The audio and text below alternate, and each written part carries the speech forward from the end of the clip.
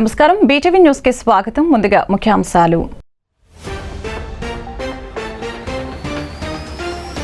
అన్నమయ్య జిల్లాలో కొనసాగుతున్న సీఎం జగన్ పర్యటన. సీఎం జగన్ సమక్షంలో పలువురు నేతలు వైఎస్ఆర్సీపీలో చేరిన వైనం పార్టీ కండవ కప్పి సాదరంగా ఆహ్వానించిన సీఎం. పిఠాపురంలో పవన్ బిజీ షెడ్యూల్. పిఠాపురంలో ఆంధ్ర బాప్టిస్టు చర్చిలో ప్రార్థనలు చేసిన పవన్. ప్రార్థనల అనంతరం పొన్నాడ బషీర్ బీబీ దర్గాను సందర్శించిన పవన్. మంగళగిరిలో భవన నిర్మాణ కార్మికులతో టీడీపీ జాతీయ ప్రధాన కార్యదర్శి నారా లోకేష్ భేటీ.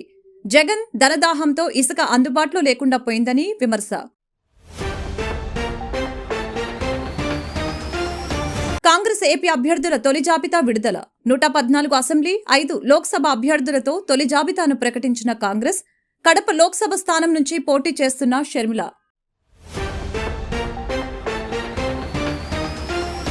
అసెంబ్లీ ఎన్నికల ప్రచారంలో భాగంగా ముఖ్యమంత్రి వైఎస్ జగన్మోహన్ రెడ్డి చేపట్టిన మేమంతా సిద్ధం బస్ యాత్ర 6వ రోజు అన్నమయ్య జిల్లాలో కొనసాగుతోంది. ఇవాళ సీఎం జగన్ బస్ యాత్ర చీకటి మణిపల్లెలో ప్రారంభమైంది. ఈ కార్యక్రమంలో చీకటి మణిపల్లె స్టే పాయింట్ వద్ద సీఎం జగన్ సమక్షంలో పలువురు నేతలు వైఎస్ఆర్సీపీలో చేరారు. వారికి సీఎం జగన్ కండవ కప్పి వైఎస్ఆర్సీపీలోకి ఆహ్వానించారు. బీజేపీ సీనియర్ నేత, రాజంపేట జిల్లా మాజీ అధ్యక్షుడు, ఆప్మా స్టేట్ ప్రెసిడెంట్ డాక్టర్ ఏవి సుబ్బారెడ్డి, మదనపల్లె టీడీపీ మైనార్టీ నేత మొబసిర్ అహ్మద్, కదిరి నియోజకవర్గం గాండ్లపెంట మండలానికి చెందిన టీడీపీ సీనియర్ నేత ఎం గంగాధర్ వైఎస్ఆర్సీపీలో చేరారు. ఈ కార్యక్రమంలో పాల్గొన్న మంత్రి పెద్దిరెడ్డి రామచంద్రారెడ్డి పాల్గొన్నారు.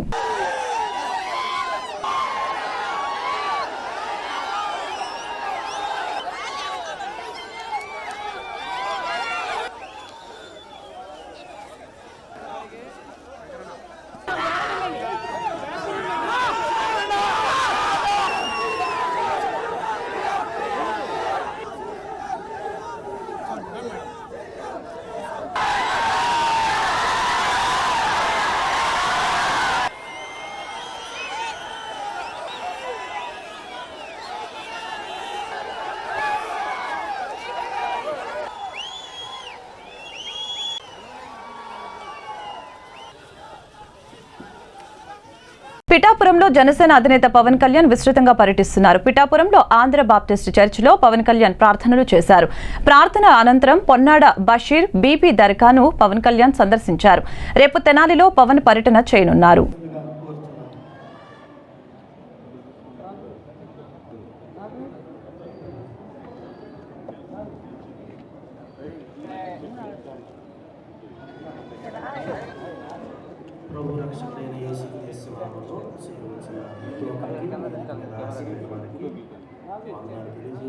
దీని యొక్క లేఖనముల నుండి కొన్ని మాటలు నేర్చుకుంటాను. యెహోవా చేతిలో రాజు హృదయము నీటి కాలువల వలె ఉన్నది. ఆయన తన చిత్తవృత్తి చొప్పున దాన్ని త్రిపును. ఒకడు తనకు ఏర్పరచుకునే మార్గము ఎట్టిదైనను తన దృష్టికి అది న్యాయంగానే అడ్డుపడను. యెహోవాయే హృదయములను పరిశీలన చేయువాడు. సామెతల గ్రంథం 21వ అధ్యాయం నుంచి నేను చదువుతున్నాను. బైబిల్లో చూడవచ్చు. 22వ వచనం నుండి చదువుతున్నాను. చూడండి. జ్ఞాని అయిన ఒకడు పరాక్రమశాలుల పట్టణ ప్రాకారమికు, అటువాడు దానికి ఆశ్రయమైన. ఎలీషా బాబు గారు మనస్ఫూర్తిగా ఆహ్వానించినందుకు పైకి ప్రత్యేక నమస్కారాలు తెలియజేసుకుంటాము. అలాగే పాస్టర్ గారు బి థియోఫిలస్ గారికి నా హృదయపూర్వక నమస్కారం. ప్రెసిడెంట్ జి సాల్మన్ రాజు గారికి కూడా నా హృదయపూర్వక నమస్కారం. మనస్ఫూర్తిగా నా విన్నపాన్ని మన్నించి నాకు ఈ చర్చిలో ఈ ప్రార్థనలో పాల్గొనే అవకాశం కల్పించినందుకు ప్రత్యేక ధన్యవాదాలు, కృతజ్ఞతలు. భారతదేశం అన్ని మతాలకి సమానంగా ఆదరించే ఈ నాకు సంబంధించినంత వరకు ముఖ్యంగా క్రిస్టియానిటీకి సంబంధించి చిన్నప్పుడు మా టీచర్ చెప్పిన మాటలో నేను చదువుకున్న మిషనరీ స్కూల్లో బైబిల్ సూక్తి నన్ను నడిపించాలి.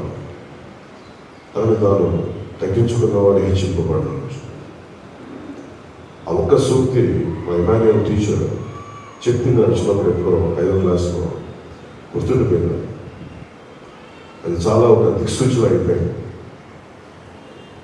నేను భగవంతుడిని అన్ని రూపాల్లో మన విశ్వాసాలు, మత విశ్వాసాలను బట్టి ఒకటే భగవంతుడిని అనేక రకాలుగా చూస్తాం.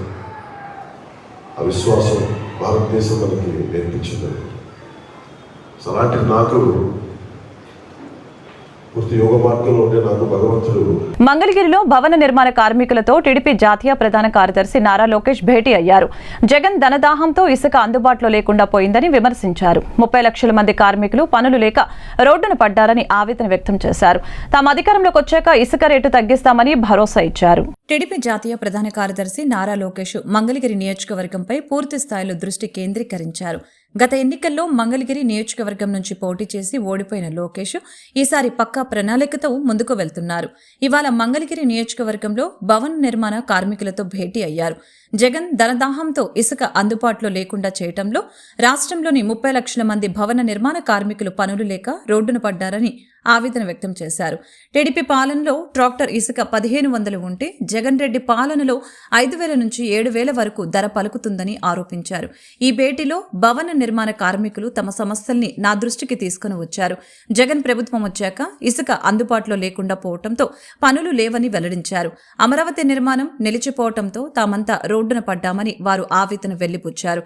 ప్రజాప్రభుత్వం ఏర్పడిన వెంటనే ఇసుక రేటు తగ్గించి అమరావతి నిర్మాణ పనులు వేగవంతం చేస్తామని హామీ ఇచ్చాను. భవన నిర్మాణ కార్మికుల సంక్షేమానికి పెద్దపీట వేస్తానని భరోసా ఇచ్చాను అని నారా లోకేష్ వివరించారు. మా వాళ్ళు అన్నారులేండి, ఫ్యాన్ వస్తే మనకి తిరిగి ఇప్పుడు ఏమంటున్నారంటే ఫ్యాన్ కూరేసుకొని తిరుగుతున్నారు కొంతమంది ఉన్నారు మా వాళ్ళే. 70 మంది ఇప్పుడు ఈ ప్రభుత్వం వచ్చిందంతా భవన నిర్మాణ కార్మికులు పనిలేక అప్పుల పాలయ్యి ఫ్యాన్ కూరేసుకుని చాలా మంది ఉండాలన్న, వాళ్ళకి న్యాయం లేదన్నా. గతంలో చంద్ర బీమా ఉండేది, ఈరోజు అది కూడా లేదు. అది కూడా లేదు. పైనుంచి పడ్డలు చాలా మంది ఉన్నారు. మొన్నే మధ్య రాడ్ బెండింగ్ చచ్చిపోయి దిక్కు మొక్కలేదు. ఎక్కడన్నా అక్కడ బుల్లి అని అక్కడ పడ్డారు, ఇక్కడ పడ్డాడు. ఇక్కడ పడితే అక్కడ చనిపోయాడు. హాస్పిటల్ తీసుకెళ్తాడు. దిక్కు మొక్కలేదు. బీమా రాలేదు, ఏమీ రాలేదు. మరి ఎట్లా అన్నా? నువ్వు వస్తేనే మాకు న్యాయం జరిగితే ఈ చంద్రన బీమా మళ్ళీ తీసుకొస్తాం.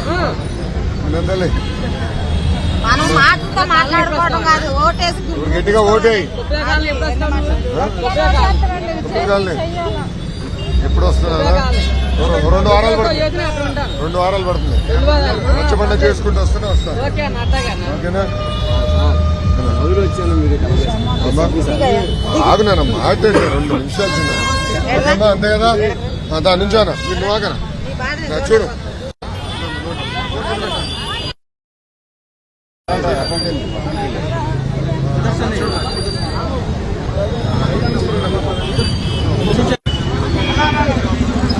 లోక్సభ శాసనసభ ఎన్నికల్లో పోటీ చేయబోతున్న ఏపీ అభ్యర్థుల తొలి జాబితా విడుదలైంది.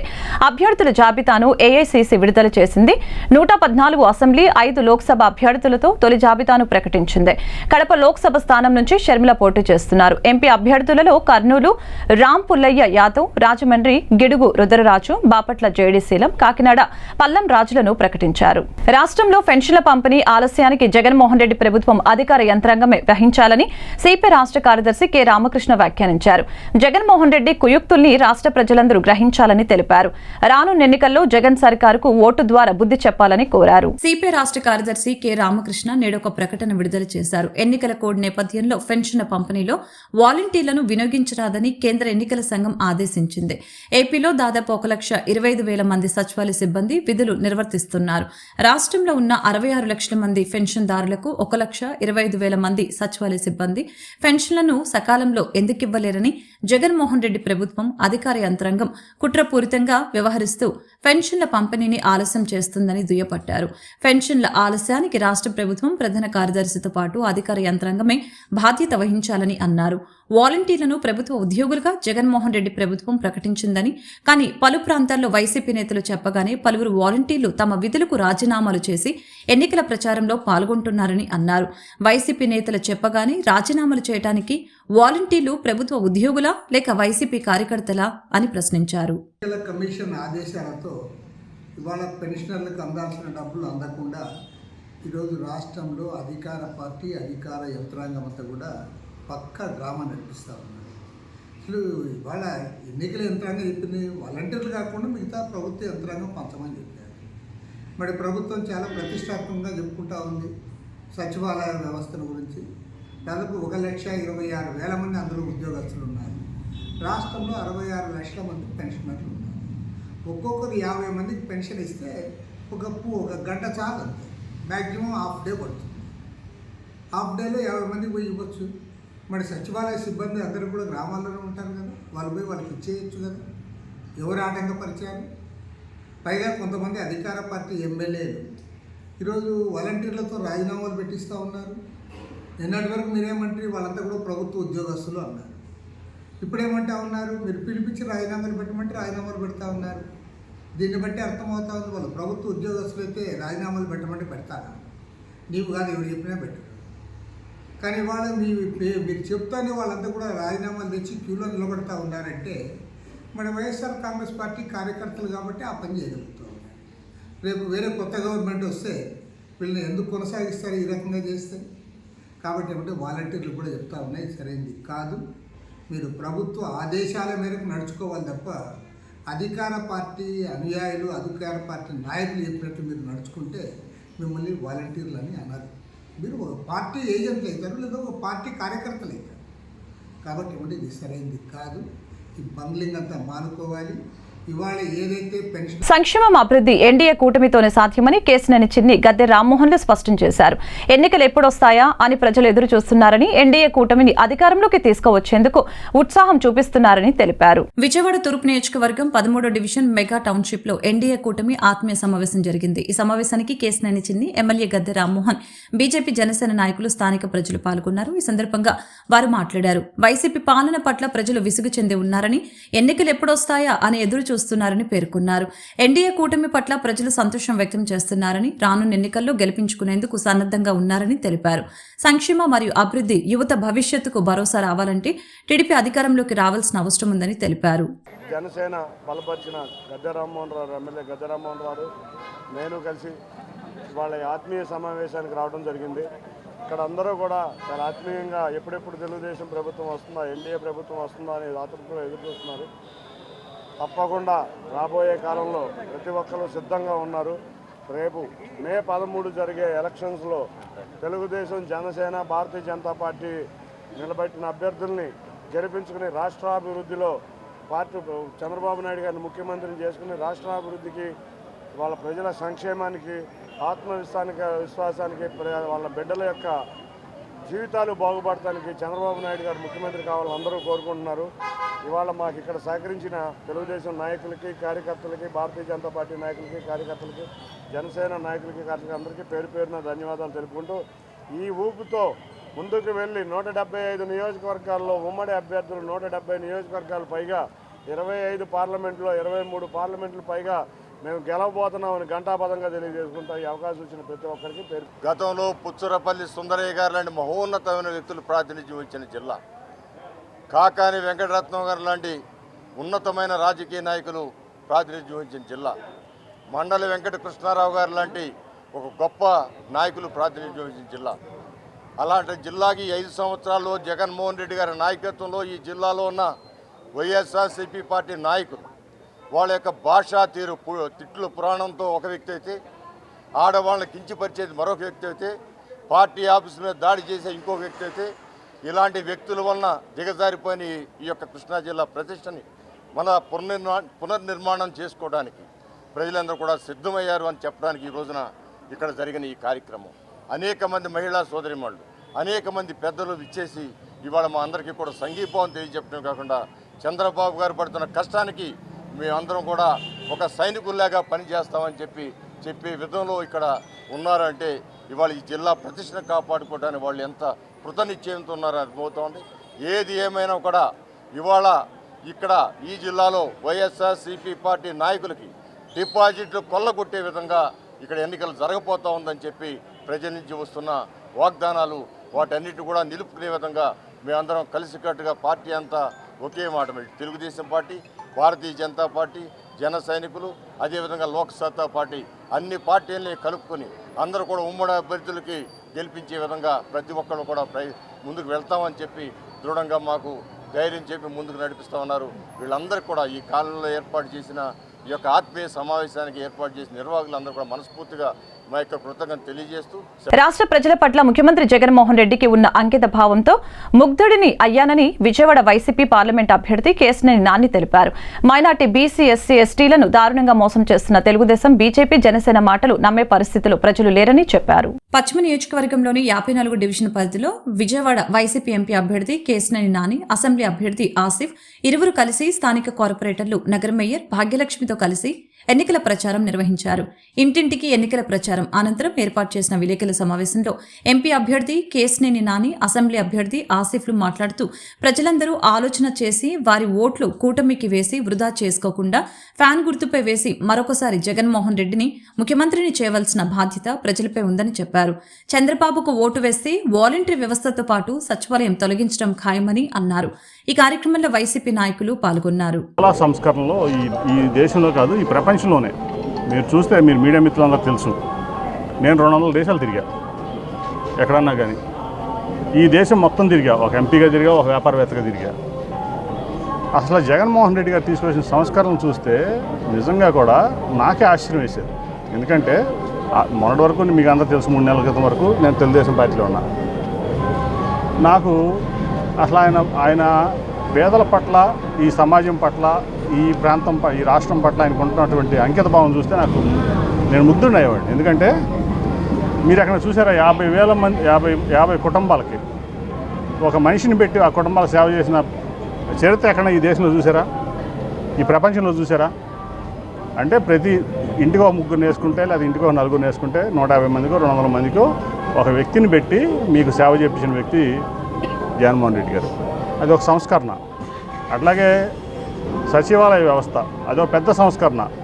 అంటే ఈ దేశంలో రాష్ట్రానికి ఒక సచివాలయం చూసాం మనందరం కూడా.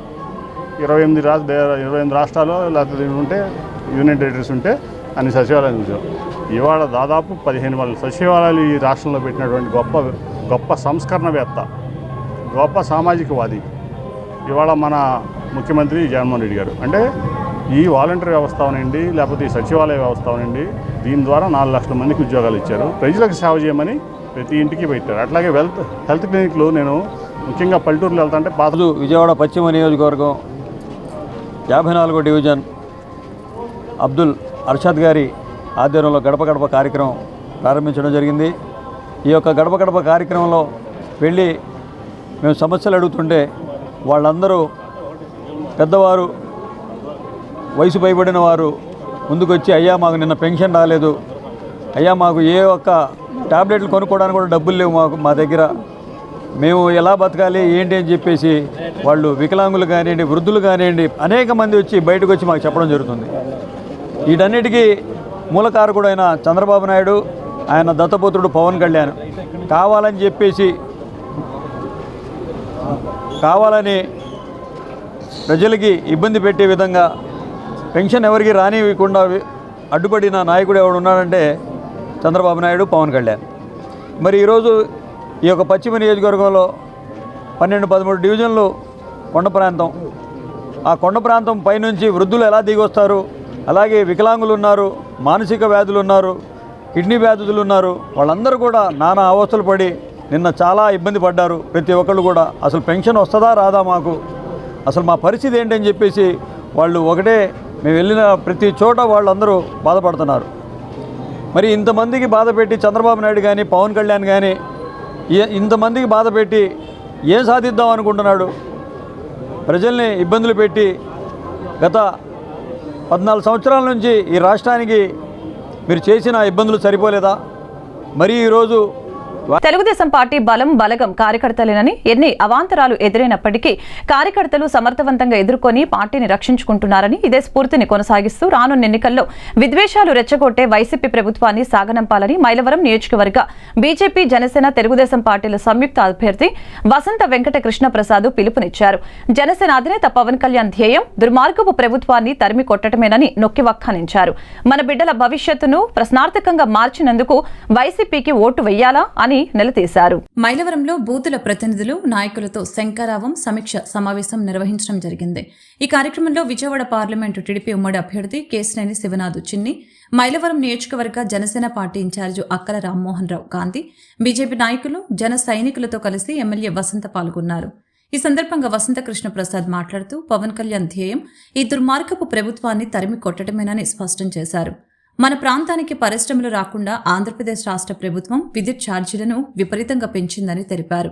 ప్రభుత్వ విధానాల వలన ఏపీలో పరిశ్రమలు దివాలా తీస్తున్నాయని, దీనివలన పెట్టుబడిదారులు ముందుకు రావటం లేదని అన్నారు. దీంతో మన బిడ్డల భవిష్యత్తు ప్రశ్నార్థకంగా మారిందని ఆవేదన వ్యక్తం చేశారు. విద్యుత్ సర్ఛార్జీ గత 25 ఏళ్ల నుంచి 1 యూనిట్కు 6 పైసలు ఉండగా ఈ ప్రభుత్వం 94 పైసలు పెంచి 1 రూపాయి చేసిందని తెలిపారు. దీనివలన గృహ విద్యుత్ వినియోగదారులందరికీ విద్యుత్ బిల్లులు విపరీతంగా పెరిగాయని తెలిపారు. ఒక చేత్తో పేదల సంక్షేమమని ఇస్తూ మరొక చేత్తో తీసుకుంటున్నారని పేర్కొన్నారు.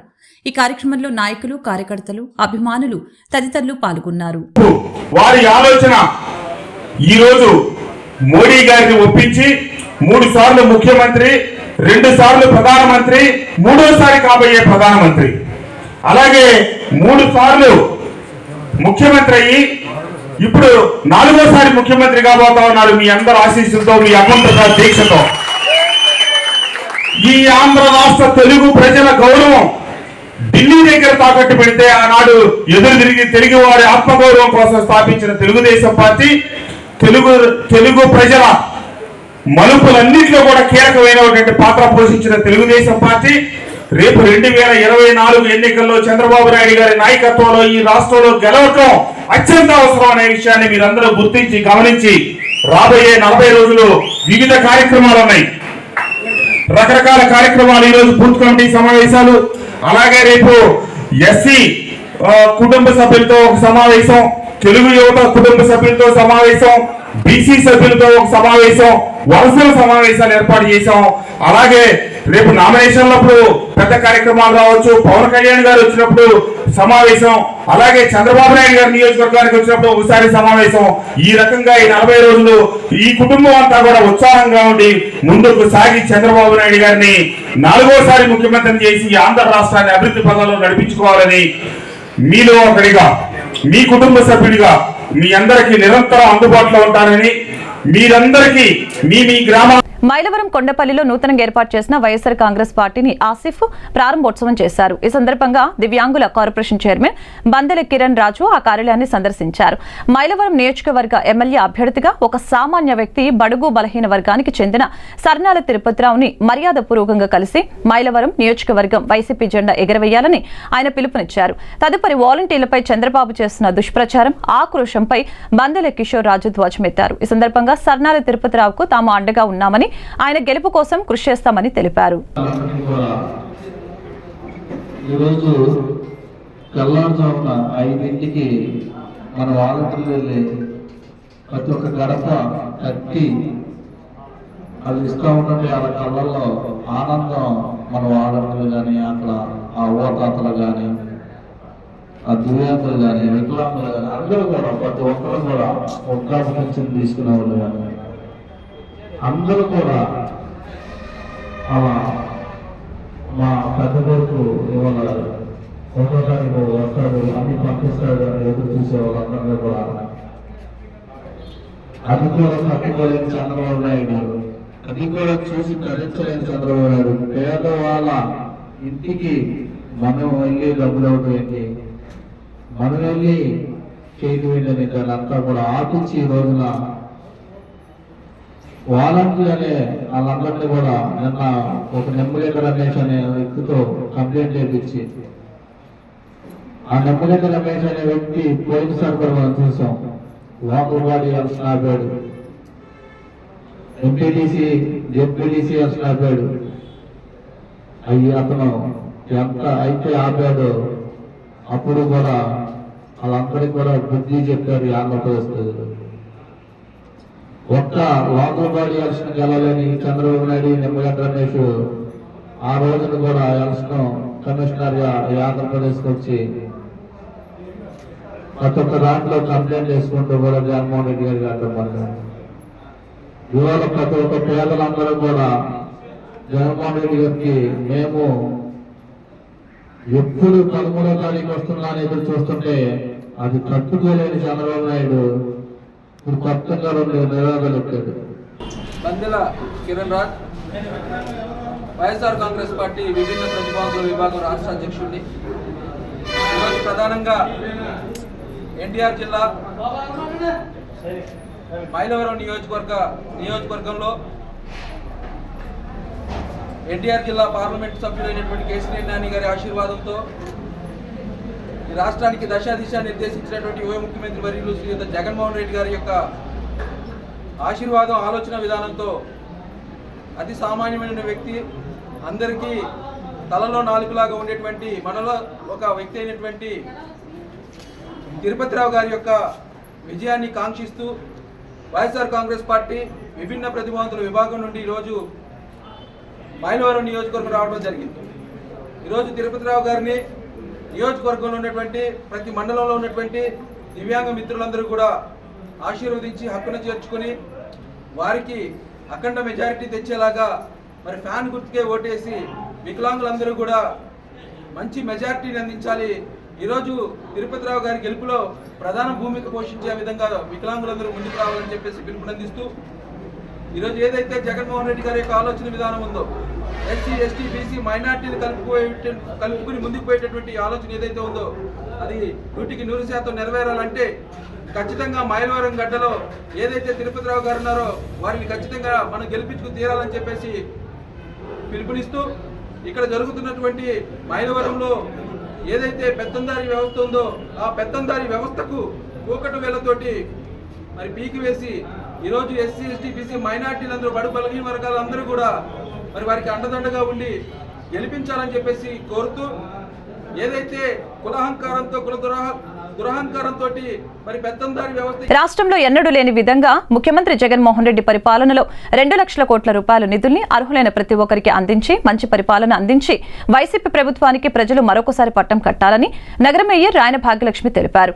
మే 13న జరగనున్న ఎన్నికలలో వైఎస్ఆర్సీపీ మరొకసారి ప్రభంజనం ఖాయమని జోసెన్ చెప్పారు. వైసీపీ అభ్యర్థుల్ని గెలిపించాలని గడప గడపకు ప్రజలను కలుస్తున్నామని పేర్కొన్నారు. గడప గడపకి మన ప్రభుత్వం ద్వారా కార్యక్రమానికి ఈరోజు మన ఎంపీ గారు కేశినేని నాని గారు, అలాగే మన ఎమ్మెల్యే అభ్యర్థి గారు మన షేక్ ఆసిఫ్ గారు, ఈ డివిజన్ కార్పొరేటర్ అర్షద్ గారు, పలు చైర్మన్లు, మా కార్పొరేటర్లు రాజేష్ గారు, అప్పాజీ గారు, పెద్దబాబు గారు, అలాగే చలపతిరావు గారు, అలాగే ఈ డివిజను పెద్దలు పూర్ణ గారు అందరూ ఈరోజు పార్టీ క్యాడర్ మొత్తం ఈరోజు రావటం జరిగింది. అందరం కలిసి ప్రతి ఒక్క గడపకి వెళ్ళటం జరిగింది.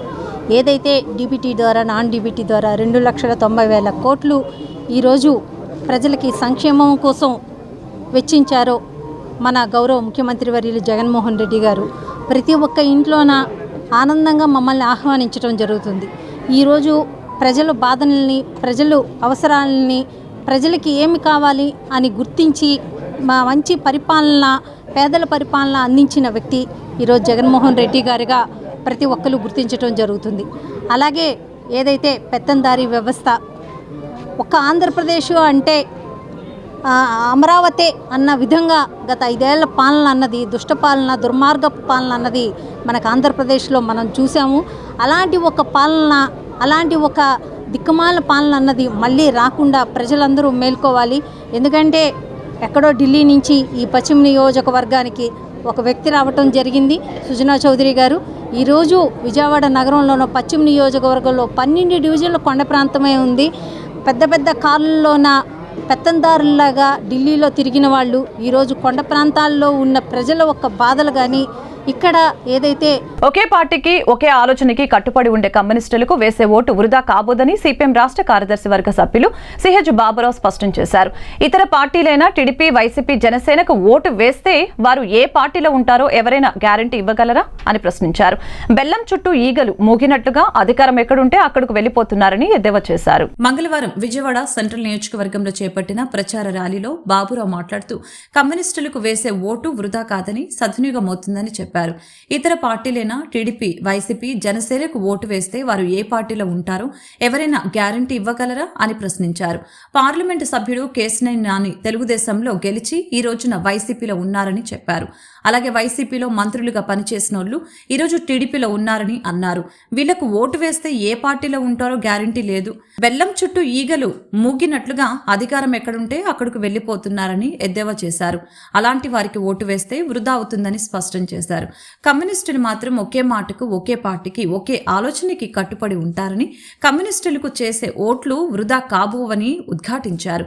మొక్కకి పోసే నీరు వృధా కాదు, కమ్యూనిస్టులకు వేసే ఓటు వృధా కాదు అని ప్రజాసేవకు నిలిచే కమ్యూనిస్టుల్ని గెలిపించాలని కోరారు. వృద్ధులు, వికలాంగులు, వితంతువుల పెన్షన్ వివాదంలో పడింది. దీనికి అధికార వైఎస్ఆర్ పార్టీ బాధ్యత వహించాలి. వాలంటీర్లు అంటే వాళ్ళ సొంత మనుషుల్లాగా, వాళ్ళేదో సొంత జేబులో డబ్బులు వాళ్ళకి జీతాలు ఇస్తున్నట్టుగా దాన్ని రాజకీయం కోసం వాడుకొని అధికార దుర్వినియోగం చేసి రాష్ట్రంలో ఈ స్థితి రావడానికి జగన్మోహన్ రెడ్డి గారు బాధ్యత వహించాలి. అదే సందర్భంలో ఇది పార్టీల వివాదంలో అటు వైసీపీ, తెలుగుదేశం వివాదాలుగా మార్చేసి మధ్యలో పేదల్ని, పెన్షన్దారుల్ని బలి చేయబాకండి. ఎంత ఆలస్యమైతే పెన్షన్దారులు ఆగ్రహం వచ్చి మాకు రాజకీయంగా లాభం పొందుతామని వైసీపీ భావిస్తూ ఉంది. ఇది వైసీపీకి లబ్ధి పొందుతున్న వాలంటీర్ల ద్వారానే తెలుగుదేశం భావిస్తూ ఉంది. ఈ వివాదంలో పెన్షన్దారులు నష్టపోతున్నారు, పేదలు బలైపోతూ ఉన్నారు. ప్రభుత్వం వెంటనే చేయాల్సిన పని, ప్రభుత్వంలో ఉన్న సచివాలయ సిబ్బంది ద్వారా చేస్తారా, రెవెన్యూ సిబ్బంది ద్వారా చేస్తారా, ఎవరి ద్వారా చేస్తారు, ప్రభుత్వ వ్యవస్థ ద్వారా ఇంటింటికి పెన్షన్లని సకాలంలో ఇవ్వాల్సిన బాధ్యత ప్రభుత్వం మీద ఉంది. పెన్షన్ అనేది ఒక దయాదాక్షిణ్యం ఏం కాదు. లేదు జగన్మోహన్ రెడ్డి గారు, మోడీ గారు గుత్త సొమ్ము ఏమి ఇవ్వట్లేదు, లేదు అంతమంది చంద్రబాబు నాయుడు గారు సొమ్ము ఇవ్వలా. ఇది ప్రజలు కట్టిన పన్నుల్లో నుండి చెల్లిస్తుంది. అందుకే పెన్షన్ ఒక హక్కు, ఇది ఒక భిక్ష కాదు. అందుకే పెన్షన్ ఇస్తున్నారు కాబట్టి మాకు ఓటేయండి, నీ సొమ్ము ఇస్తున్నావా? అలాగే ఈరోజు నేను జరుగుతుందేంటి? టీడీపీ నేతలు చేసిన కుట్ర వల్లనే నేటికి అవ్వాతాతలకు పెన్షన్ అందటం లేదని తూర్పు నియోజకవర్గం ఎమ్మెల్యే అభ్యర్థి దేవినేని అవినాష్ విమర్శలు గుప్పించారు. టీడీపీ అధికారంలోకి వస్తే స్థానిక నేతలు కనసన్నల్లోనే పథకాలు ఇస్తామని లోకేష్ అనటం ఎంతవరకు సమంజసమని ప్రశ్నించారు. కరోనా కష్టకాలంలో కూడా ప్రజలకు సేవ చేసింది వైసీపీ నాయకులు, వాలంటరీ వ్యవస్థ మాత్రమేనని గుర్తు చేశారు. తూర్పు నియోజకవర్గ పరిధిలోని కళానగర్ 16వ డివిజన్లో వైసీపీ నాయకుల ఎన్నికల ప్రచార కార్యక్రమం నిర్వహించారు. ఈ కార్యక్రమంలో తూర్పు నియోజకవర్గ ఎమ్మెల్యే అభ్యర్థి దేవినేని అవినాష్, మాజీ కార్పొరేటర్ బహదూర్తో కలిసి పాల్గొన్నారు. ఈ సందర్భంగా దేవినేని అవినాష్ మాట్లాడారు. 5 ఏళ్ల జగన్ పాలనను ప్రతి ఒక్కరు మెచ్చుకుంటున్నారని, అమ్మఒడి, చేయుత, ఆసరా, ఈబీసీ నేస్తం పథకాలు అందుతున్నాయని ప్రతి ఒక్కరు అంటున్నారని చెప్పారు. మళ్లీ మా ఓటు జగన్కే అని ప్రజలు అనటం సంతోషాన్నిచ్చిందని అన్నారు. టీడీపీ నేతలు చేసిన కుట్ర వలని నేటికి అవ్వాతాతలకు పెన్షన్ అందలేదని తెలిపారు. టీడీపీ అధికారంలోకి వస్తే స్థానిక నేతల కనుసన్నల్లోనే పథకాలు ఇస్తామని లోకేష్ అనటం బాధాకరమని తెలిపారు. కుల మతాలకు అతీతంగా పథకాలు అమలు చేశామని టీడీపీ నేతలు చెప్పే అసత్య ప్రచారం ప్రజలు నమ్మే పరిస్థితిలో లేరని ఎద్దేవా చేశారు. స్థానిక ఎమ్మెల్యే గద్దె రామ్మోహన్ ఏనాడు ప్రజల కష్టాలు తీర్చిన దాఖలాలు లేవని తెలిపారు. జగన్ సహకారంతో 650 కోట్లతో తూర్పు నియోజకవర్గం అభివృద్ధి జరిగిందని తెలిపారు. కరోనా కష్టకాలంలో కూడా ప్రజలకు సేవ చేసింది వైసీపీ నాయకులు, వాలంటీర్లని గుర్తు చేశారు. ఆధ్వర్యంలో నేను కానివ్వండి, జిల్లా ఉపాధ్యక్షులు యశ్వప్రసాద్ గారు, అధ్యక్షులు రామకృష్ణ గారు, సీనియర్ నాయకులు క్లైవ్ గారు, మాజీ కార్పొరేటర్ సుబ్బరాజు గారు, మహిళా అధ్యక్షురాలు సుభాష్ని గారు, అదేవిధంగా బొచ్చు మాధవి గారు, ఈ ప్రాంతానికి సంబంధించిన పెద్దలు గౌరవనీయులు కొండా గారు, దుర్గారావు గారు కానివ్వండి, వాళ్ళ కుటుంబ సభ్యులు కానివ్వండి, ఈ ప్రాంతంలో ఉన్న పెద్దలు కానివ్వండి, ప్రతి ఒక్కరి గారు కళానగర్ ప్రాంతంలో ఇంటింటికి గారు వెళ్ళి జగన్మోహన్ రెడ్డి గారు చేసే సంక్షేమ కార్యక్రమాలు, అభివృద్ధి కార్యక్రమాలు, ఈ ప్రాంతంలో ఇంకా ప్రజానికానికి ఇంకేమైనా సమస్యలు ఉన్నాయో గారు తెలుసుకుని ఇంటింటి గారు ప్రచారం చేస్తడం జరిగింది. చాలా సంతోషం. ఎందుకంటే వెళ్ళిన ప్రతి ఇంటికి గార ఈ యొక్క 5 సంవత్సరాలు జగన్మోహన్ రెడ్డి గారి యొక్క నాయకత్వంలో మేము సంక్షేమ పథకాల రూపంలో అనేక కార్యక్రమాలు లబ్ధి పొందాం. వాళ్ళు నిర్మిస్తాం కానివ్వండి, గతంలో వరదలు వస్తే ఎన్నో ఇబ్బందులు పడేవాళ్ళం. ఈరోజు అలాంటి ఇబ్బందులు లేకుండా ఈరోజు అందరికీ అండగా ఉండే విధంగా ఈరోజు జగన్మోహన్ రెడ్డి గారి ఒక ప్రభుత్వం ఉంది. మాకు మా పిల్లలకు అమ్మఒడి వస్తున్నా, మా మహిళలుగా మాకు చేయూత వస్తున్నా, మేము ఎవరైతే కార్మికులు ఉన్నామో మా అందరికీ పనులు కల్పించినా ఇవన్నీ గారే జగన్మోహన్ రెడ్డి గారు ఒక నాయకత్వంలో మా అందరిగా జరుగుతున్నాయని చెప్పాను.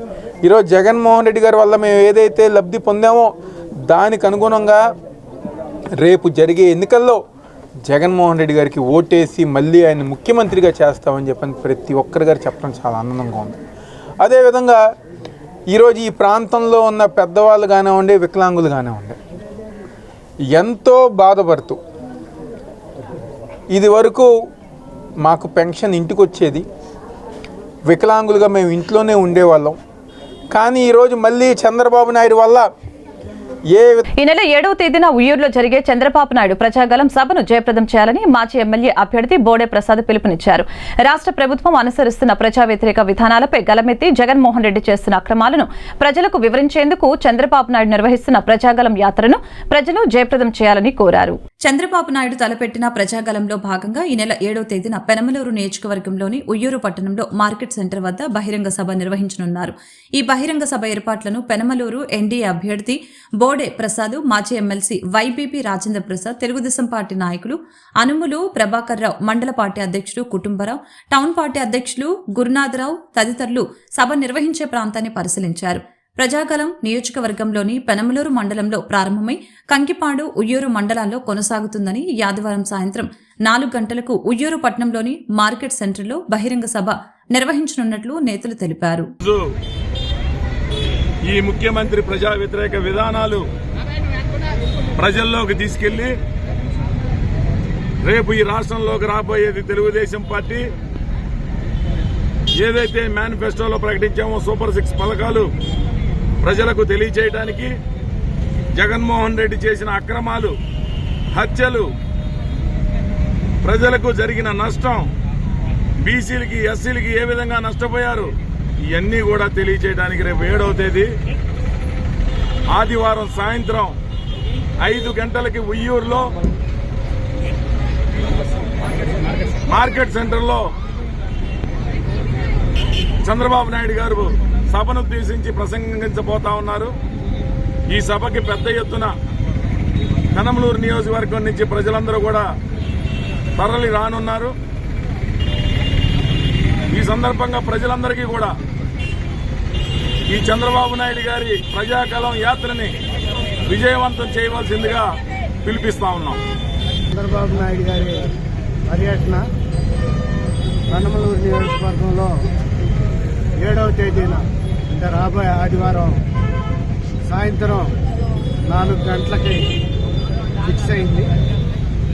ఆ సందర్భంగా ప్రజాగళం పేరుతో రాష్ట్ర వ్యాప్తంగా పర్యటిస్తున్నటువంటి చంద్రబాబు నాయుడు గారు 7వ తేదీన ఆయన ఇక్కడికి వచ్చి మన పెనమలూరు నియోజకవర్గ ప్రజల్ని ఉద్దేశించి మన ఉయ్యూరులో ప్రసంగించడం జరుగుతుంది. ఆ సందర్భంగానే ఇక్కడ ఉయ్యూరులో చంద్రబాబు నాయుడు గారు బహిరంగ సభకు కావాల్సినటువంటి ఏర్పాట్లు, ఆ స్థల పరిశీలన, ఆ స్థలం ఫైనలైజేషన్ కోసమే ఈరోజు బోడే ప్రసాద్ గారు, మా తెలుగుదేశం నాయకులు మేమందరం కూడా ఇక్కడికి రావటం జరిగింది. 7వ తేదీన పెద్ద ఎత్తున చంద్రబాబు నాయుడు గారు బహిరంగ సభ నిర్వహించారు. వార్తలు ముగించే ముందు ముఖ్యాంశాలు మరొకసారి. అన్నమయ్య జిల్లాలో కొనసాగుతున్న సీఎం జగన్ పర్యటన. సీఎం జగన్ సమక్షంలో పలువురు నేతలు వైఎస్ఆర్సీపీలో చేరిన వైనం, పార్టీ కండవ కప్పి సాదరంగా ఆహ్వానించిన సీఎం. పిఠాపురంలో పవన్ బిజీ షెడ్యూల్. పిఠాపురంలో ఆంధ్ర బాప్టిస్టు చర్చిలో ప్రార్థనలు చేసిన పవన్. ప్రార్థనల అనంతరం పొన్నాడ బషీర్ బీబీ దర్గాను సందర్శించిన పవన్. మంగళగిరిలో భవన నిర్మాణ కార్మికులతో టీడీపీ జాతీయ ప్రధాన కార్యదర్శి నారా లోకేష్ భేటీ. జగన్ ధనదాహంతో ఇసుక అందుబాటులో లేకుండా పోయిందని విమర్శ.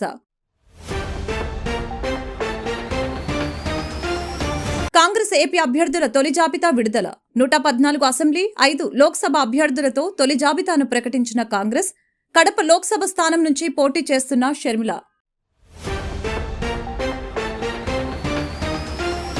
ఈ వార్తలు ఇంతటితో సమాప్తం. మరొక బులెటిన్ మళ్ళీ కలుద్దాం. నమస్కారం.